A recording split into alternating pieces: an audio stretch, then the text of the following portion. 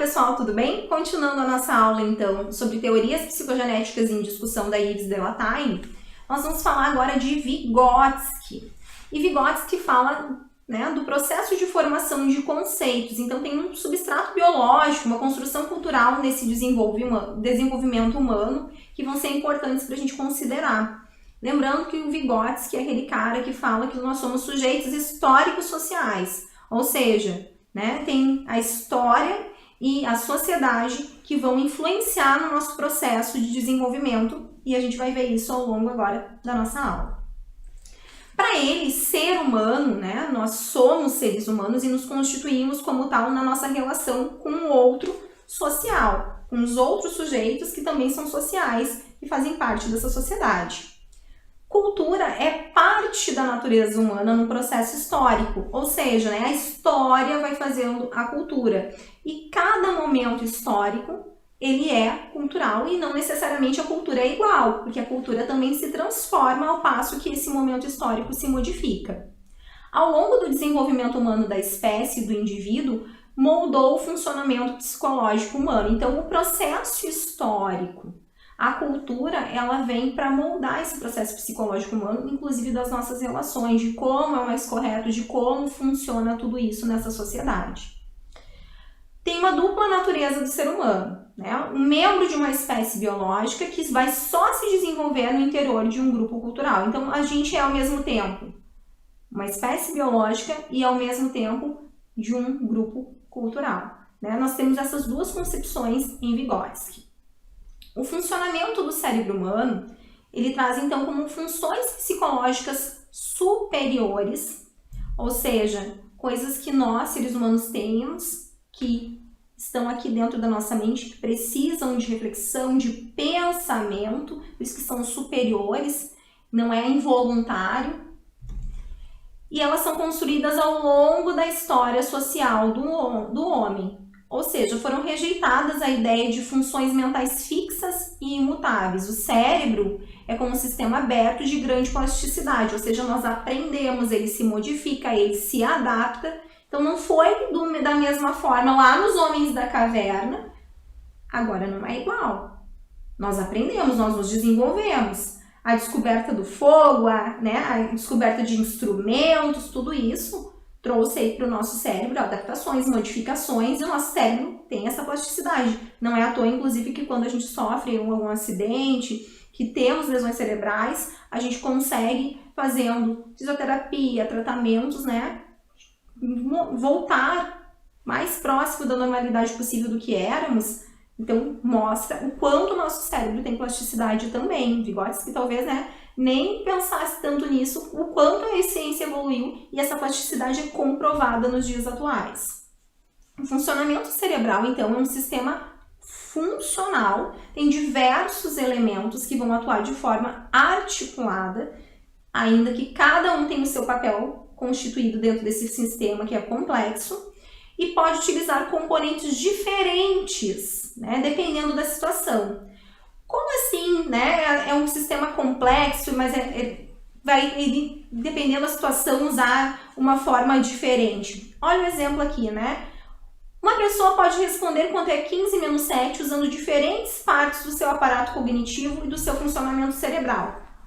Da seguinte maneira, eu posso dizer que 15 menos 7 fazendo nos meus dedos, pegando as quantidades, que 15 menos 7 é 8. Eu posso usar um outro aparato do meu cérebro usando uma calculadora, sabendo utilizar um instrumento que me dê o resultado de 15 menos 7 é igual a 8. Eu posso, né, armar um cálculo, ao invés de fazer ali nos meus dedos, armar uma operação, que é um outro jeito que eu consigo descobrir quanto é 15 menos 7, ou seja, o ser humano, ele pode utilizar diferentes formas para dar o mesmo resultado para a pessoa. Varia muito de como, né, ele vai resolver esse problema. Talvez eu vá lá contar, fazer ali a contagem. Outro vai ser mais prático, vai pegar a calculadora rapidinho e vai dar a resposta. Nós temos diferentes formas de resolver tudo isso. Vygotsky, então, nos traz que o desenvolvimento cerebral, ele é ontogenético e ele é filogenético.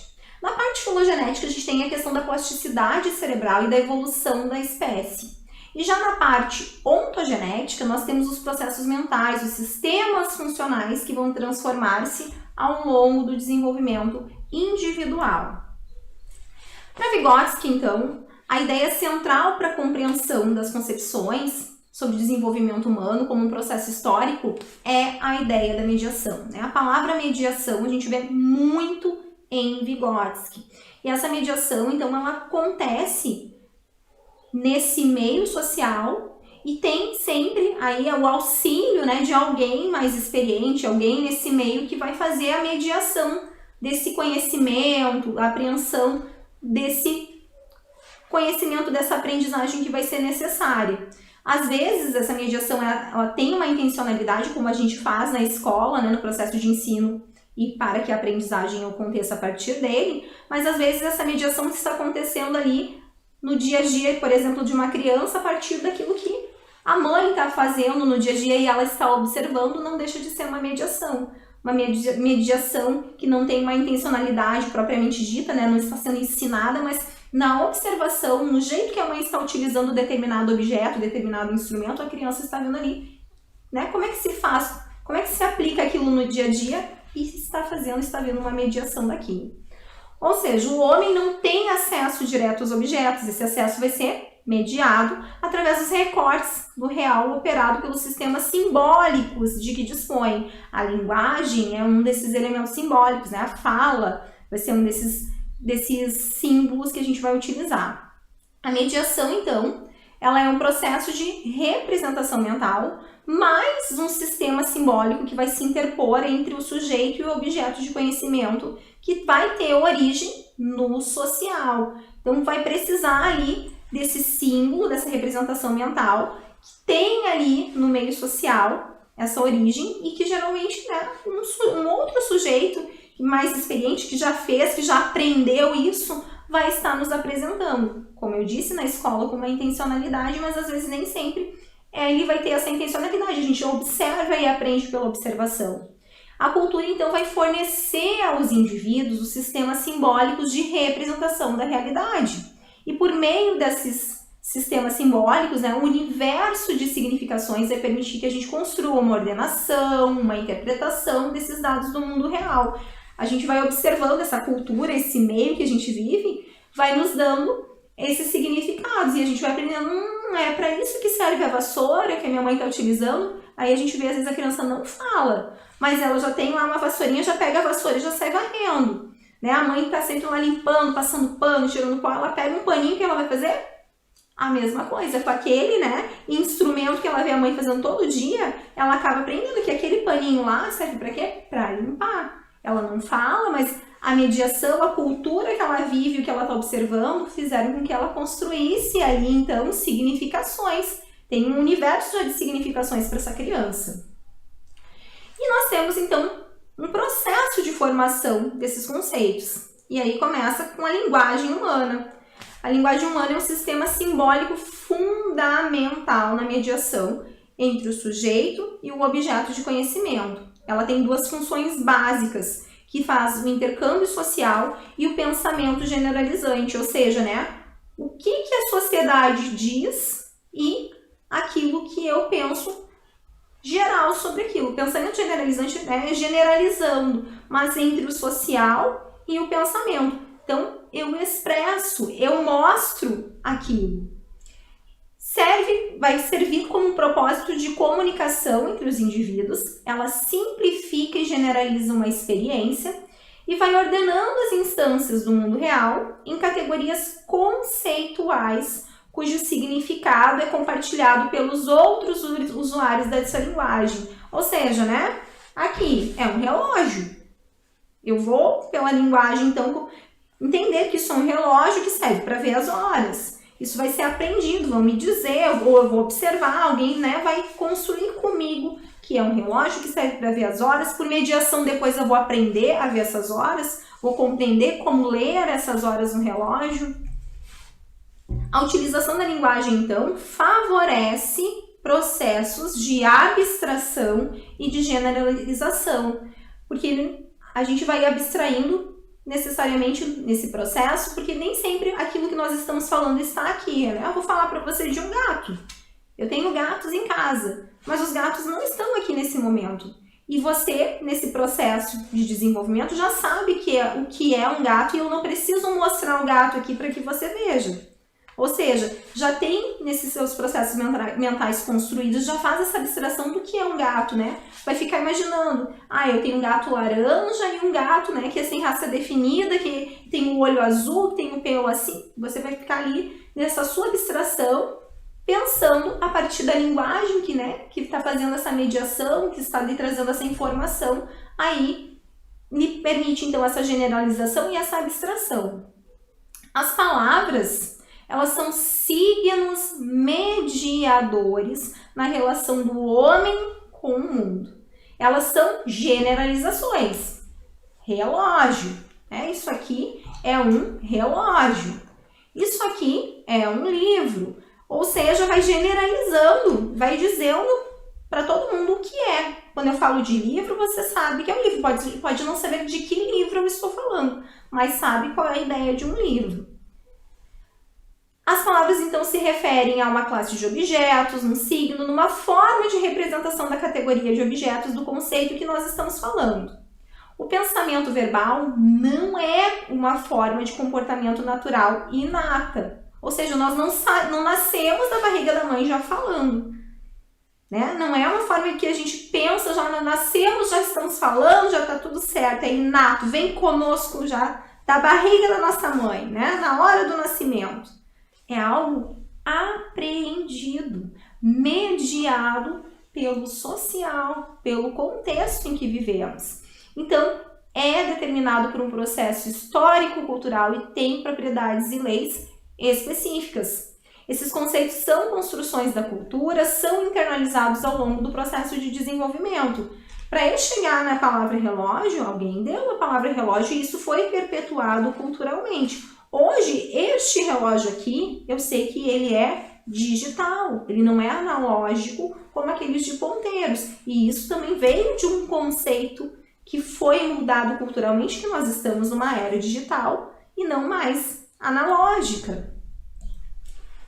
As formas culturalmente dadas, então, né, elas são ao longo do processo de desenvolvimento internalizadas e vão constituir esse material simbólico que faz e que a gente compreende a partir de mediação entre sujeito e objeto de conhecimento. Por isso que é tão importante a mediação, né? A mediação que se dá pelo ambiente que estamos, pelas pessoas mais experientes que vão nos oportunizar. O conceito espontâneo, ele vai dar um confronto com uma situação concreta. Ou seja, ele é diferente de um conceito científico. O conceito espontâneo é aquele que a gente vai aprender ali na espontaneidade, vendo, visualizando, mas não necessariamente ele tem o valor científico da coisa.